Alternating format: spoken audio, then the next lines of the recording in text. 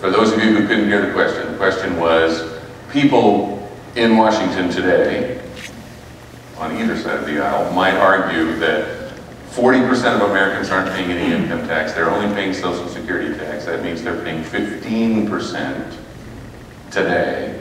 So this is an unfair burden. Okay, that's why there's a mechanism in the FairTax bill to where no American citizen pays a dime of tax until they spend above the poverty level. How do they enforce that? The poverty level is calculated and recalculated every year by the Health and Human Services. It's been a calculation that both sides of the aisle have trusted for years. It's redone every year. Nobody pays any tax till they spend above it. How do they, you go in to buy groceries or whatever you buy and pay tax, how do they say, well, you're not paying tax yet? You have to be set up. How do they work? You get a rebate check at the beginning of every month that zeroes what tax you will pay in that month coming up, according to your family size. So it's not really income reporting, it's just your family size? Exactly. Has nothing to do with income. Remember, there's no more income tax, there's no more income tax reporting. It's your family size. That's what you register one time with the Social Security Administration, and you start getting checks the same way people on Social Security do. It absolutely cuts the legs out from under those who would say this is a burden. It does not tell people that their necessities of life are food, their necessities of life are medicine, their necessities of life are clothing. It lets them decide what they want to spend that money on. But it absolutely guarantees that no American citizen pays a dime of tax without any forms of any kind, without any withholding of any kind.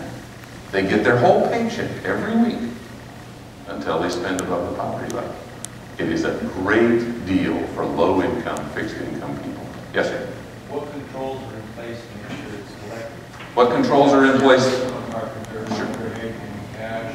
What controls are in place to make sure it's collected? So the first thing to know about this, we're Americans, we hate taxes, we're going to cheat, and we're going to cheat successfully.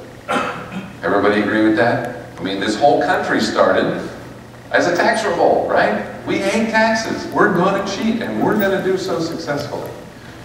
Look at how much cheating goes on under the income tax today. Literally hundreds of billions of dollars, underreported, uncollected, unpaid. We're good at this. Now let's look at the fair tax. Here's a statistic. Everybody listen. 90% of all sales taxes are collected by 8% of the retailers.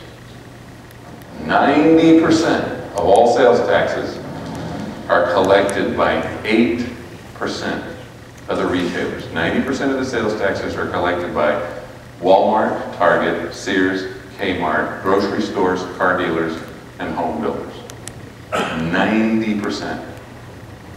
So you only have to watch 8% of corporate America carefully, and you will get 90% of your revenue. The other side of that is the moms and pops of the world. I mean, I've collected sales tax in Texas for years. I owned an advertising agency in Texas before I moved to Florida. I collected the sales tax. I collected it honestly. Most people do what they're supposed to do. There's still going to be that 2.5% that are going to cheat and lie and do all that stuff.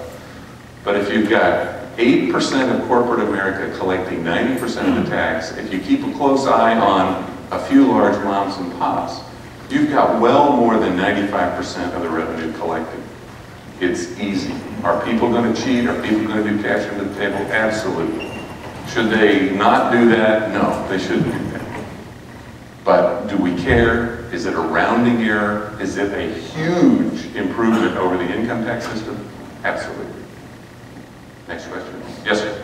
I like the idea, seriously, about America, is when 40% don't pay taxes and they happily have the same vote as everybody else and they burden on the other 60%.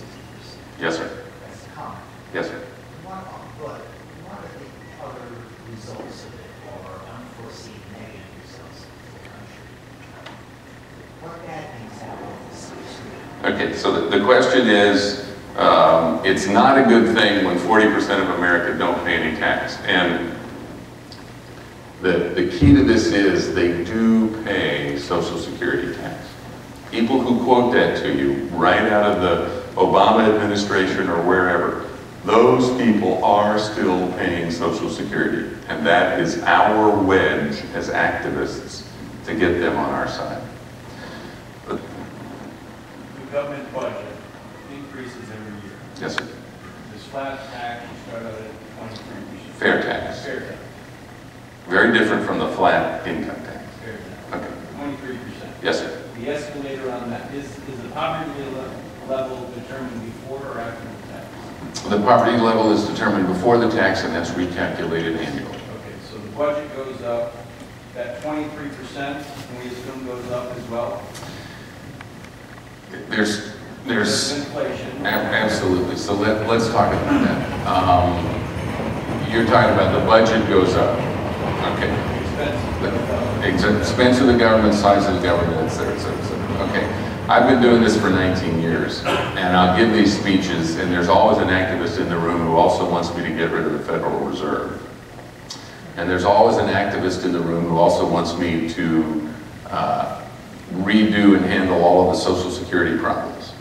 And I tell them right up front, look guys, you know, I've been at this 19 years at my own expense just handling the income tax. That's enough for me. If you want to do the Federal Reserve, great, I'll be there for you. And if you want to do Social Security reform, great, I'm there for you. But this is all I'm doing.